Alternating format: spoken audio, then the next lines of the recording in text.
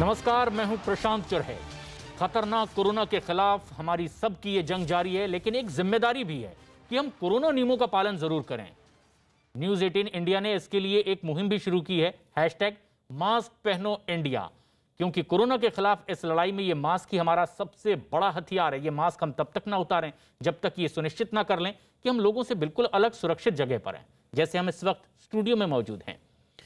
एक बड़ी खबर भी इस वक्त आ रही है। जबरन धर्मांतरण मामले की जांच अब जैसे जैसे आगे बढ़ रही है, वैसे वैसे चौंकाने वाली कई बड़ी जानकारियां सामने निकल कर आ रही है। न्यूज 18 के अजीत सिंह की खबर है कि यूपी में 24 से ज्यादा एनजीओ और संगठन पर जबरन धर्मांतरण कराने के आरोप में छापेमारी की जा रही है। और आतंकी संगठन जैश-ए-मोहम्मद का नाम इस मामले में अब जुड़ने के बाद इस पूरे मामले की जांच के लिए यूपी सरकार ने एटीएस के साथ साथ एसटीएफ को भी लगा दिया है, जो कि देश के 24 राज्यों में आरोपी उमर गौतम के रैकेट की तलाश में जुटी हुई है। इस बीच उत्तर प्रदेश में उमर गौतम की 200 से भी ज्यादा करीबों के लिस्ट और धर्मांतरण कराने के दस्तावेजों की भी अब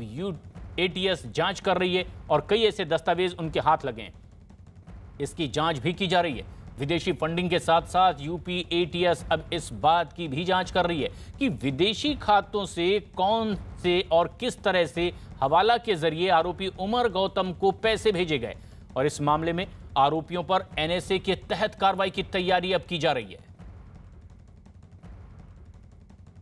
राजीव सिंह हमारे सहयोगी इस वक्त हमसे सीधे जुड़ रहे हैं। राजीव, अब कई और लोगों पर यह कार्रवाई आगे बढ़ सकती है अगर इसमें आतंकी कनेक्शन है। किन लोगों पर अब यह शिकंजा कस सकता है, क्योंकि कुछ एनजीओ और संगठन इसके दायरे में आए? देखिए, यकीनन प्रशांत, जिस तरह से बात हो रही है उमर गौतम और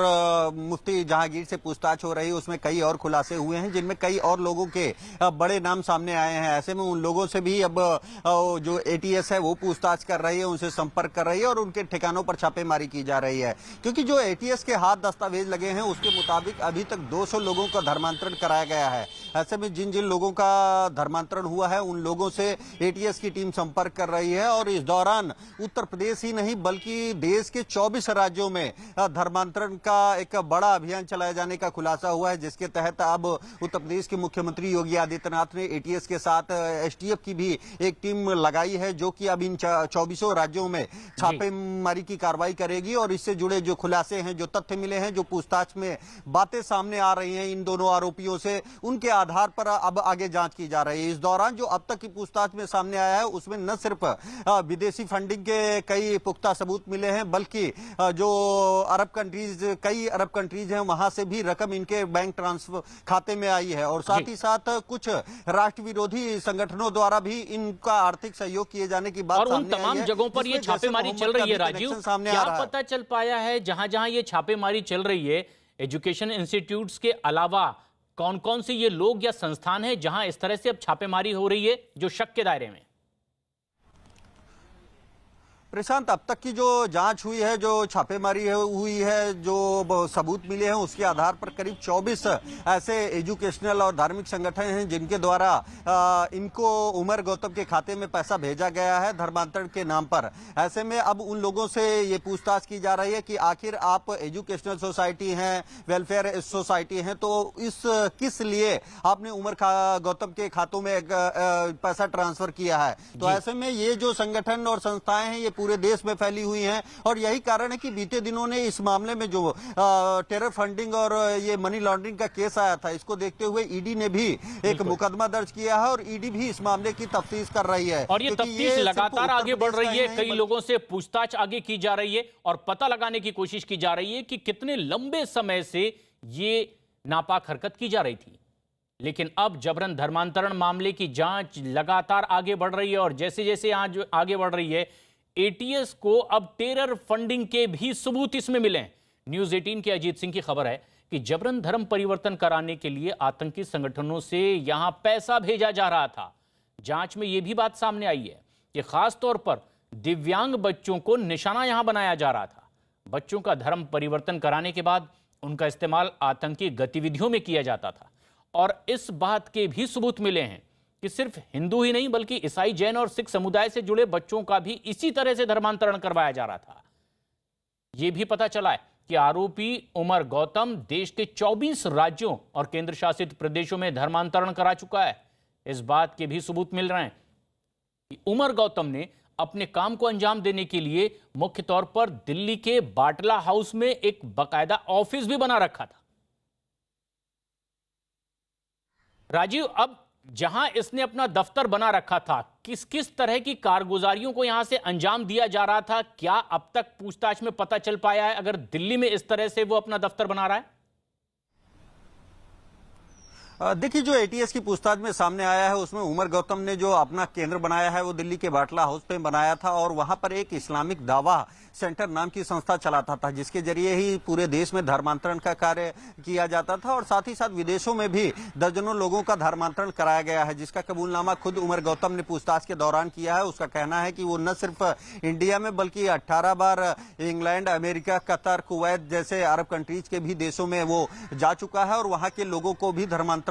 उसके द्वारा कराया गया है। इस दौरान जो सबसे बड़े चौंकाने वाले खुलासे हुए उसमें ये बात सामने आई है कि इसके द्वारा उन छात्रों और छात्राओं को टारगेट किया जाता था जो दिल्ली में पढ़ने जाते थे या अन्य एजुकेशनल सोसाइटीज में आते थे, इंस्टीट्यूशंस में आते थे। उन छात्रों को आर्थिक मदद के नाम पर उनका ब्रेन वॉश किया जाता था और उनको फिर अंत में धर्मांतरण के लिए राजी किया जाता था। राजीव, अगर ये खबर आ रही है कि धर्मांतरण के लिए टेरर फंडिंग पैसा विदेश से आ रहा था, तो क्या पैसा इन आरोपियों तक सीमित था या फिर धर्मांतरण जिनका किया जा रहा था उन्हें भी इस तरह का कोई प्रलोभन दिया गया?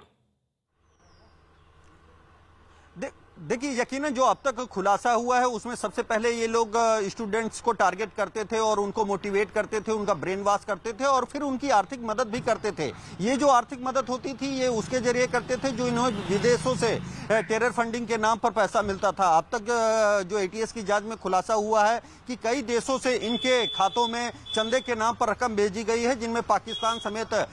जैसे मोहम्मद जैसे संगठनों का भी नाम सामने आया है। तो ऐसे में अब एटीएस इस बात की जानकारी लेने की कोशिश कर रही है कि आखिर इस पूरे नेटवर्क में अभी तक गिरफ्तारी सिर्फ 2 लोगों की हुई है, लेकिन ये क्या इन 2 लोगों द्वारा ही ये धर्मांतरण का कार्य कराया जा रहा था या देश और प्रदेश में तमाम ऐसे संगठन हैं जो धर्मांतरण को, और इसी बात की पड़ताल लगातार अब एटीएस आगे बढ़ा रही है और कई लोगों से बातचीत कर उनसे पूछताछ करके अब सबूत जुटाने की भी कोशिश हो रही है। बने रहें आप हमारे साथ, लेकिन इस सिलसिले में एक के बाद एक कई मामले उजागर हो रहे हैं। धर्मांतरण मामले के तार अब उत्तर प्रदेश के कानपुर से भी जुड़े हैं। न्यूज 18 के विवेक मिश्रा की खबर है कि यहां एक लड़के का जबरन धर्म परिवर्तन करवाया गया था जो पिछले कई दिनों से गायब था, लेकिन एक दिन पहले ही वो अचानक अपने घर वापस लौट आया है। आदित्य गुप्ता से अब्दुल कादिर बन गए इस लड़के के घर वालों का आरोप है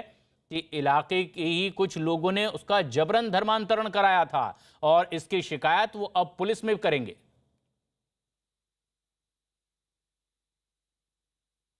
पिछले साल लॉकडाउन के समय से रमज़ान का समय था, उस समय जो है जब भी इसको सुबह हम खाना वाना खाने को दे रहे थे तो ये बोलता था अभी नहीं बाद में खाएंगे। इस तरीके से ये शाम को खाना खाता था। कई दिन ये चला, तब हमें समझ में आया कि लगता है ये रोज़ा का कुछ चल रहा है। पहले तो इतना ही था, उसके बाद फिर इसको जब सुबह जल्दी एक ही बार नमाज़ पढ़ता था तो कई बार मेरी जब आँख खुली तो पता चला ही सुबह जल्दी उठ के नमाज़ पढ़ रहा है। और फिर कुछ थोड़े दिन के बाद में उधर से वो कौन लोग थे जिन लोगों ने उसको बोला कि उर्दू सीखने के लिए, तो ये कॉपी में डायरी में कहीं उर्दू का लिखने का शुरू किया, तब हमको शक हुआ। तो काफ़ी इससे परेशान हो गए थे। स्टार्टिंग में तो आदित्य की मर्ज़ी से बिल्कुल भी नहीं हुआ है और शायद इसको पता भी नहीं होगा, क्योंकि इसका कारण ये है कि हमें अच्छी तरीके से याद है कि इसका मंदिर जाना, ईश्वर के प्रति लगाव, भगवान के मंदिर, पूजा पाठ, हर चीज़ में रुचि लेता था और मतलब कोई ऐसा नहीं था कि किसी कभी भी हमें ऐसा लगा हो कि इसको हिंदू धर्म से कोई शिकायत है या कुछ नहीं था। पता नहीं किस व्यक्ति के द्वारा मुझे जो इसने अभी 2-3 दिनों के अंदर में जो इसने स्पष्ट किया, पहले तो ये किसी का नाम नहीं लेता था, डरता था या किसी दबाव में था। इसने नाम लिया कि कोई मोहम्मद वाशिफ करके एक डेफ बच्चा था जो कि लगभग 2012 के समय में कोई एक बच्चा, डेफ बच्चा ही उसके पास ले गया था। इसके दिमाग में कुछ इस्लामिक बीज बोया गया था शायद। और उसके बाद जब हमें कहीं से पता चला कि आपका बेटा वहाँ जाता है, तो मैं जो है बहुत परेशान हुई। 2-3 बार ये गया होगा। तीसरी बार ये संडे के दिन होता था जब स्कूल ऑफ होता था। तो अब समझ लीजिए कि 2012 की बात है, तो ये रहा होगा 14-15 साल का। तो उस समय तो जो है इसको जब हम वहाँ गए हैं तो इस्लामिक क्लासेस चल रही थी। तो मेरे जाने के बाद हमने इसको काफ़ी डांटा, और जो मोहम्मद वाशिफ थे उनसे भी हमने कहा कि मेरा बेटा यहाँ नहीं आना चाहिए। तो फिर उन्होंने खुद ही मना कर दिया कि आपका बेटा जो है अब यहाँ नहीं आएगा। इससे बोला तुम्हारी मम्मी टीचर है और हमको गुस्सा किया, अब तुम मत आना। तो कहीं ना कहीं दिमाग में तब से चल रहा होगा, लेकिन अभी तो ये पिछले साल से ही हुआ। अच्छा, जो बच्चा अपनी फैमिली से इतना अटैच था,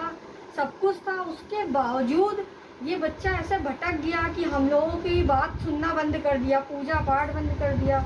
हम लोगों से लड़ने को तैयार हो जाता था। हमेशा बोलता था कि जो है ये सब बेकार है, ये मूर्तियाँ यहाँ से हटा दो, फेंक दो। तो ये ऐसा तो कोई नॉर्मल व्यक्ति नहीं करेगा ना। जब उसका ब्रेन वॉश किया जाएगा, उसको जब हमारी बात नहीं समझ में आ रही हो, हमारे बस में नहीं रहा। लेकिन इस पूरे मामले पर अब उत्तर प्रदेश के minority welfare minister Mohsin Raza का भी बयान सामने आया है। साजिश है हमारे देश के खिलाफ, हमारे देश में एक माहौल ख़राब करने की, और ये साजिश उन लोगों के दौर में शुरू हुई थी जो लोग आज हाशिए पर पड़े हैं।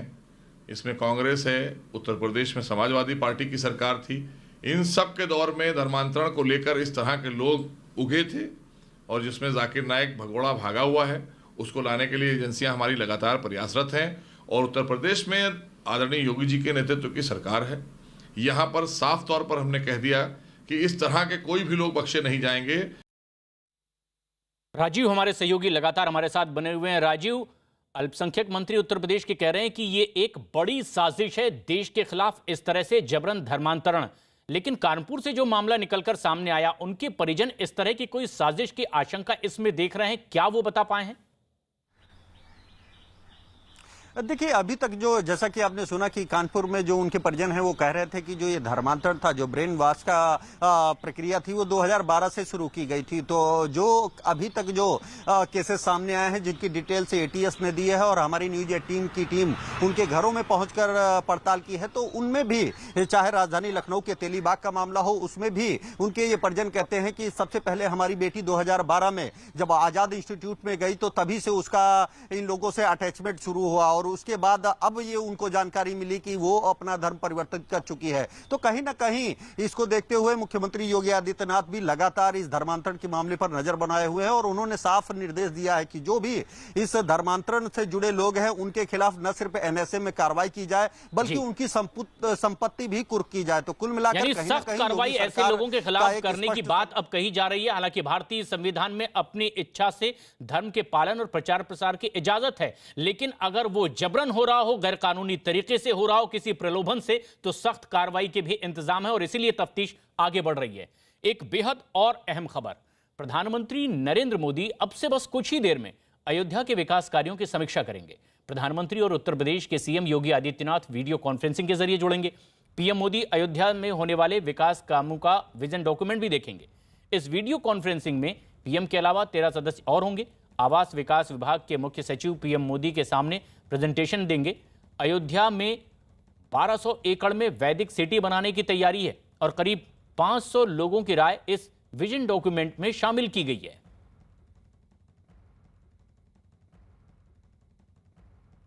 राजीव हमारे सहयोगी इस वक्त हमसे सीधे जुड़ रहे हैं, और नीरज भी जो दिल्ली में मौजूद हैं।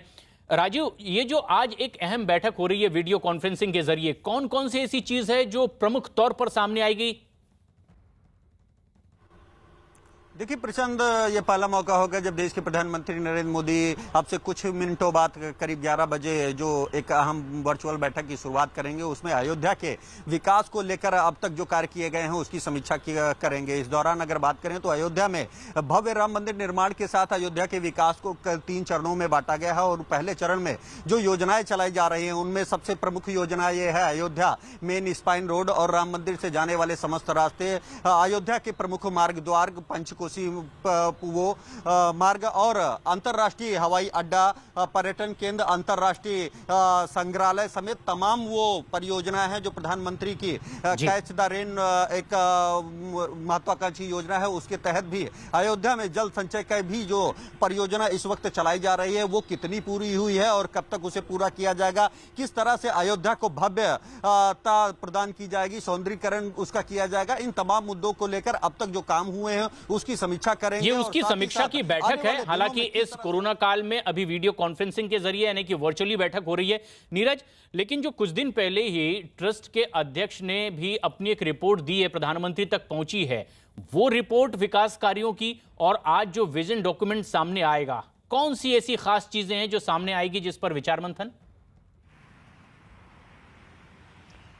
देखिए, इस बैठक में कुल 13 लोग जिसमें मंत्री और अधिकारी दोनों शामिल हैं प्रधानमंत्री के साथ इंटरैक्ट करेंगे। तो उस रिपोर्ट के आधार पर प्रधानमंत्री के जो सवाल होंगे, जैसे वित्त मंत्री है, सिंचाई मंत्री है, शहरी विकास विभाग के मंत्री हैं, दोनों उप मुख्यमंत्री हैं राज्य के, योगी आदित्यनाथ तो होंगे ही, इसके अलावा दूसरे अधिकारी हैं। तो अयोध्या के विकास कार्यों से लेकर जो काम चल रहा है वहाँ, अगर वहाँ कोई भी किसी तरह की परेशानी आ रही है, अड़चन आ रही है, रिपोर्ट जो दी गई है उसमें अगर किसी विभाग से जरूरी सवाल है तो वो तो प्रधानमंत्री करेंगे। इसके अलावा तमाम जो विभाग के मंत्री यहाँ इस कुल 13 लोग जो मौजूद हैं वो प्रधानमंत्री को अपनी रिपोर्ट देंगे कि उनके मंत्रालय की तरफ से अभी तक अयोध्या के निर्माण कार्य में क्या किया गया है। देखिए, मैंने पहले भी बताया कि हाल ही में जब योगी आदित्यनाथ के कैबिनेट ने उस फैसले को मंजूरी दी जिसके तहत अयोध्या में एक बड़े बस स्टैंड का निर्माण करना है 400 करोड़ की लागत से, तो ये तमाम जो कार्य हैं विभिन्न विभागों से जुड़े होते हैं। इसके अलावा सौंदर्यीकरण का मसला है, वहाँ ब्यूटिफिकेशन कैसे किया जाएगा, इसके अलावा रोड की बात है, भगवान राम की प्रतिमा की बात है, तो तमाम जो अभी तक डेवलपमेंट है, क्योंकि प्रशांत आपको याद होगा कि लगभग साल भर होने को जा रहा है, 10 महीने हो गए हैं जब पहली बार प्रधानमंत्री नरेंद्र मोदी ने शिलान्यास किया था, तो 1 साल होने को है और ऐसे में रिपोर्ट तैयार की जा रही है कि पिछले 1 साल में क्या कामकाज और ये ही सबसे खास बात हो सकती है कि अब तक की कितनी तेजी से काम हुआ है, क्या इसमें और रफ्तार लाया जा सकता है, क्या कुछ और चीजें जो बेहतर की जा सकती है। राजीव, लेकिन इस विजन डॉक्यूमेंट में तैयार करते हुए कई लोगों की राय भी ली गई है, तकरीबन 500 ऐसे लोग जिनकी राय है। कौन वो लोग हैं जिनकी राय इसमें शामिल की गई है? देखिए, जो ये विजन डॉक्यूमेंट बनाया गया है उसमें अयोध्या के सभी साधु संत, जो अयोध्या के रहने वाले लोग हैं, जो अयोध्या के व्यापारी हैं, व्यवसायी हैं, उन सभी लोगों से करीब ऐसे 500 लोग हैं जिनसे बात की गई है, क्योंकि प्रधानमंत्री नरेंद्र मोदी और मुख्यमंत्री योगी आदित्यनाथ का जो सपना है वो सिर्फ अयोध्या का भव्यता से निर्माण ही नहीं बल्कि अयोध्या के लोगों को रोजगार और के अवसर भी प्रदान करना है। और यही कारण है कि सभी से राय मशविरा करने के बाद अब एक ठोस विजन डॉक्यूमेंट बनाया गया है, जिसके तहत ये कोशिश की जा रही है कि अयोध्या को न सिर्फ अंतर्राष्ट्रीय स्तर पर पर्यटन के मानचित्र पर स्थापित किया जाए, बल्कि जो अयोध्या पहुंचने वाले लोग हैं उनको किसी भी तरह की कोई असुविधा न हो, वो तमाम सारी अंतर्राष्ट्रीय स्तर की सुविधाएं अयोध्या में मिले। उन चीजों को लेकर अब तक क्या काम किए गए हैं उनकी खुद समीक्षा प्रधानमंत्री नरेंद्र मोदी करेंगे और इस दौरान वो खुद भी अयोध्या में किस तरह से और कुछ नया किया जा सकता है उसको लेकर भी अपने विचार प्रस्तुत करेंगे। ये प्रेजेंटेशन जो है ये उत्तर प्रदेश के आवास विकास विभाग के प्रमुख सचिव द्वारा आज अब से कुछ देर बाद प्रधानमंत्री के सामने रखा जाएगा और फिर अगर प्रधानमंत्री नरेंद्र मोदी को ये लगेगा कि इसमें कुछ और बेहतर किया जा सकता है अयोध्या के विकास को लेकर, भव्य राम मंदिर निर्माण को लेकर, क्योंकि प्रधानमंत्री नरेंद्र मोदी और ये बीजेपी चाहती है या मंदिर ट्रस्ट जो है उसके द्वारा जो राम मंदिर निर्माण का लक्ष्य रखा गया है वो 2024 से पहले अयोध्या में भव्य राम मंदिर निर्माण के साथ अयोध्या के भव्य विकास का भी लक्ष्य रखा गया है, क्योंकि उन्हें पता है कि अगर अयोध्या में भव्य राम मंदिर का निर्माण होता है और विकास नहीं हो पाया तो जो देश विदेश के लोग, करोड़ों लोग यहां पर पहुंचेंगे, उनको दिक्कतों का सामना करना पड़ेगा। और यही कारण है कि भव्य राम मंदिर निर्माण के साथ ही साथ अयोध्या का भव्य विकास भी और इन तमाम विषयों को लेकर के आज ये बैठक होगी, उसकी समीक्षा होगी। नीरज, लेकिन जो जब ये बात आई कि कोर्ट से फैसला हो गया, वहां मंदिर बनेगा, ट्रस्ट का गठन हो गया है, आगे काम बढ़ाया जा रहा है, प्रधानमंत्री अगर इस तरह की समीक्षा बैठक करते हैं जिसमें मुख्यमंत्री हैं, उप मुख्यमंत्री हैं, तमाम विभागों के मंत्री इसमें शामिल होते हैं, तो इसकी क्या मायने, कैसे इस बैठक को देखा जाए? देखिए, मायने कई तरह से आप देख सकते हैं। प्रधानमंत्री खुद अपने लोकसभा क्षेत्र वाराणसी के विकास कार्यों की भी समीक्षा करते रहे, वहां के जिलाधिकारी से या बाकी लोगों से। अयोध्या की अगर बात करें तो अयोध्या सिर्फ प्रधानमंत्री का चुनाव क्षेत्र तो है नहीं, उनका चुनाव क्षेत्र तो वाराणसी है, लेकिन अयोध्या एक ऐसा केंद्र है। बीजेपी और केंद्र सरकार और राज्य सरकार की सियासत की अगर बात करें, सरकार की बात करें, उसमें ये एक ऐसा केंद्र है जो भारतीय जनता पार्टी को, राजनीति को बहुत सूट करता है। तो ऐसे में जब अगले विधानसभा चुनाव में भी योगी आदित्यनाथ जाएंगे तो वो बिल्कुल इस बात को रखेंगे कि उनकी सरकार यानी भारतीय जनता पार्टी ने उस वादे को पूरा किया जिसमें कहा गया था कि वो राम मंदिर का निर्माण करेंगे। भले ही अदालत के फैसले के माध्यम से ये पूरा राम मंदिर का जो सपना है बीजेपी का वो पूरा हुआ है। तो आने वाले वक्त में प्रशांत ये सबसे बड़ा धार्मिक केंद्र होने जा रहा है अयोध्या, क्योंकि बहुत ही लंबे संघर्ष के बाद, लंबे राजनीतिक आंदोलन के बाद राम मंदिर का सपना भारतीय जनता पार्टी का पूरा हुआ है। तो ऐसे में प्रधानमंत्री हो या राज्य सरकार हो, उत्तर प्रदेश सबसे अधिक आबादी वाला प्रदेश है, उत्तर भारत का तो सबसे बड़ा केंद्र होगा ही अयोध्या। धार्मिक अगर बात करें तो देश का भी सबसे बड़ा धार्मिक केंद्र होने जाएगा। तो ऐसे में जब विकास कार्यों की बात होती है तो ये भी ध्यान रखा जाता है कि जनसंख्या, क्योंकि आने वाले लोगों की संख्या जो होगी उसका ध्यान रखा जाएगा और विकास कार्य या जो विकास के निर्माण है उनको इस तरह से बनाया जाएगा कि आगे के 50-100 साल में भी इस तरह की आबादी अगर बढ़ती भी है तो वहाँ भार न हो, दबाव न हो। जैसे सोमनाथ बनाया गया है तो सोमनाथ से ज्यादा इस यहाँ लोग पहुंचेंगे, क्योंकि बाकायदा वो एक योजना के तहत निर्माण कार्य आगे बढ़ाने की बात होगी ताकि भविष्य में ये स्थापित रहे और कोई दिक्कत पैदा ना हो। राजीव, लेकिन एक जो बड़ी बात है वो ये कि इस बैठक में तमाम विभागों के मंत्री भी शामिल होंगे। क्या इसमें बैठक में खास बात यह भी रहेगी कि जो तय वक्त है तब तक ये काम रुके, क्योंकि अतीत में कई प्रोजेक्ट डिले भी होते रहे, लेकिन उसे सुनिश्चित किया जाए कि इसमें देरी ना हो, तय वक्त पर काम पूरा हो, विकास का काम, और इन विषयों को सुलझाने की भी कोशिश होगी? देखिए, यकीनन आज की अगर बैठक की बात करें तो प्रधानमंत्री जिस वर्चुअल बैठक के जरिए अयोध्या के विकास की समीक्षा करेंगे उसमें उत्तर प्रदेश के मुख्यमंत्री के साथ डिप्टी सीएम केशव प्रसाद मौर्य, दिनेश शर्मा के साथ सिंचाई मंत्री महेंद्र सिंह, वित्त मंत्री सुरेश खन्ना और नगर विकास मंत्री आशुतोष टंडन और उनके विभाग के बड़े अफसर भी रहेंगे, क्योंकि ये वो सारे मंत्री हैं जो अयोध्या के विकास से जुड़े हुए हैं। रही बात अगर सिंचाई की बात की जाए तो अयोध्या में राजधानी लखनऊ की तर्ज पर गोमती रिवर फ्रंट की तरह सरयू रिवर फ्रंट को डेवलप करना है, तो कहीं ना कहीं सिंचाई विभाग की भी एक अहम भूमिका है। वित्त मंत्री की, क्योंकि सबसे ज्यादा बजट की कोई समस्या अगर आती है तो उसके लिए वित्त मंत्री द्वारा क्या क्या प्रयास किए गए हैं, क्या क्या वहां पर कितना पैसा जारी किया गया है, इसकी वो वित्त मंत्री जानकारी देंगे। अगर नगर विकास की बात करेंगे तो जो लक्ष्य रखा गया है, क्योंकि बीजेपी ये चाहती है कि 2024 से पहले अयोध्या में भव्य राम मंदिर का निर्माण हो और साथ ही अयोध्या का भव्य विकास भी हो, ताकि वो देश के समक्ष ये रख सके कि जो सुप्रीम कोर्ट के फैसले के पहले अगर आप प्रशांत देखेंगे तो अयोध्या में मूलभूत सुविधाओं का भी मौजूदगी नहीं थी, और यही कारण है कि न तो वहां पर कोई बड़ा बस अड्डा था, न तो रेलवे स्टेशन था और न ही एयरपोर्ट था। लेकिन अब क्योंकि राम मंदिर निर्माण किया जा रहा है भव्यता के साथ, एक और जहां राम मंदिर निर्माण का L&T जैसी बड़ी जो नामी कंपनियां हैं उनके द्वारा कराया जा रहा है, तो वहीं दूसरी ओर अंतर्राष्ट्रीय एयरपोर्ट, अंतर्राष्ट्रीय स्तर का रेलवे स्टेशन और अंतर्राष्ट्रीय स्तर के बस अड्डे का स्थापना की जा रही है, उसको बनवाया जा रहा है और अंतर्राष्ट्रीय स्तर की रोडों को भी बनाया जा रहा है। अभी अगर आप अयोध्या जाएंगे तो आप देखेंगे कि अयोध्या एक पुरानी नगरी के तौर पर है, लेकिन आने वाले समय में जो एक विजन डॉक्यूमेंट है, जो प्रधानमंत्री का सपना है, जो मुख्यमंत्री का सपना है, उसके तहत अयोध्या में अंतर्राष्ट्रीय स्तर के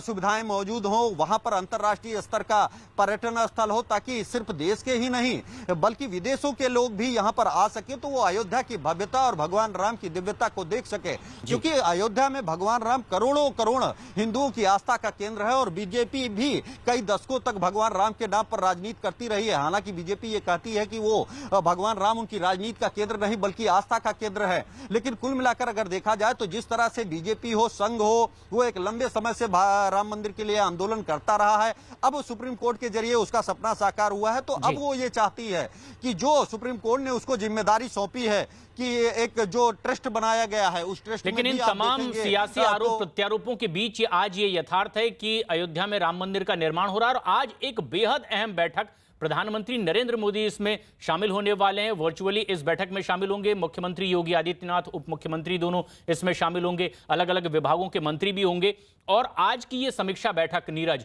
दरअसल क्या ये तमाम चीजें तय करने की भी कोशिश है उन लोगों से बातचीत करते हुए कि अगर इस विकास कार्य में कहीं कोई रोड़ा आ रहा है, चाहे विभागों के जमीनों को लेकर के हो या फिर कोई और चीजें, तो उसे लेकर क्या खाका तैयार किया गया है वो प्रधानमंत्री के सामने आज रखा जाएगा? देखिए प्रशांत, प्रधानमंत्री नरेंद्र मोदी एक बार 2014 के लोकसभा चुनाव में जीतने के बाद बार बार कहते रहे कि अगर कोई योजना हो तो वो डेडलाइन से पहले पूरी की जाए, क्योंकि बार बार पिछली सरकार का उदाहरण देकर वो बताते रहे कि कैसे कोई योजना जो है वो लंबे वर्षों तक लंबित रहा है, उसमें भ्रष्टाचार हुआ है। इस तरह की बातें वो लगातार पिछली सरकार पे आरोप लगाते हुए भी और अपनी सरकार की उपलब्धि के तौर पे योजनाओं को कम समय में पूरा करने को गिनाते रहे। आपको याद होगा कि खुद सरदार पटेल की जो प्रतिमा बनी गुजरात में, वो डेडलाइन से पहले पूरा किया गया, हालांकि उसमें गुजरात सरकार की भी भूमिका थी। तो ये तमाम जो प्रधानमंत्री की योजनाएं वो डेडलाइन से पहले पूरा करने की कोशिश करते हैं। सेंट्रल विस्टा प्रोजेक्ट बन रहा है, वहां कामकाज तेजी से जारी, आप देख सकते हैं केंद्र में। हालांकि विपक्ष लगातार इस वक्त आ रही है एक बेहद अहम खबर, बीजेपी मुख्यालय में बेहद अहम बैठक बीजेपी की चल रही है। राष्ट्रीय अध्यक्ष जेपी नड्डा मौजूद हैं, गृह मंत्री अमित शाह इसमें पहुंचने वाले हैं। न्यूज़ 18 के हमारे सहयोगी विक्रांत यादव की ये बेहद अहम खबर। इस वक्त बीजेपी दफ्तर में एक बेहद अहम बड़ी बैठक, महासचिवों के साथ में ये बैठक होने वाली है। केंद्रीय मंत्री स्मृति ईरानी भी इस बैठक में, साथ ही साथ गृह मंत्री भी इस बैठक में मौजूद रहेंगे। बीजेपी के राष्ट्रीय अध्यक्ष जेपी नड्डा ये अहम बैठक कर रहे हैं, लेकिन खास बात यह कि गृह मंत्री अमित शाह भी इस बैठक में पहुंचे। संदीप बोल हमारे सहयोगी फोन लाइन पर मौजूद हैं। संदीप, बैठक का मुद्दा क्या है? देखिए, बैठक का सबसे बड़ा मुद्दा यही है कि जो टीकाकरण अभियान जो अभी तक चलाया जा रहा है अलग अलग राज्यों में सरकार की तरफ से, उसके बारे में जो है चर्चा। खास बात है कि आने वाले चुनाव को लेकर चर्चा हो सकती है, क्योंकि इससे पहले आपको याद होगा कि पिछले शनिवार भी जो है इसी तरीके से एक बैठक हुई थी जेपी नड्डा के घर पे, और उसमें भी महासचिव मौजूद थे और अभी फिलहाल जो है गृह मंत्री भी यहाँ पे मौजूद हैं, पहुंचे हैं। तो जाहिर सी बात है तमाम उन मुद्दों पर चर्चा होगी और बैठक जो है वो शुरू हो चुकी है। उम्मीद जताई जा रही है कि शाम तक जो है इस बैठक का क्रक्स भी निकल कर आएगा, लेकिन संगठन में जिस तरीके से आने वाले दिनों के चुनाव के लिए अपने आप को तैयार करना है उसको लेकर चर्चा होगी और ग्राउंड लेवल पे किस तरीके से जो है भारतीय जनता पार्टी जो है आने वाले चुनाव में जाने वाली है, क्योंकि बीजेपी हमेशा हर चुनाव को एक बड़े लेवल स्तर पर, चाहे भले ही वो छोटा चुनाव क्यों ना हो, बड़े लेवल पर जो है लेकर उस पर कार्रवाई करती है। तो ये बेहद अहम बैठक बीजेपी मुख्यालय में इस वक्त चल रही है। बीजेपी के राष्ट्रीय अध्यक्ष महासचिव उनके साथ मौजूद हैं, गृह मंत्री अमित शाह भी। और ऐसे में जबकि ये बेहद खास बैठक में क्या निकल कर आया वो भी आप तक पहुंचाएंगे। इसके अलावा देश और दुनिया की और तमाम ताजा खबरें भी एक छोटे से ब्रेक के बाद बने रहें हमारे साथ।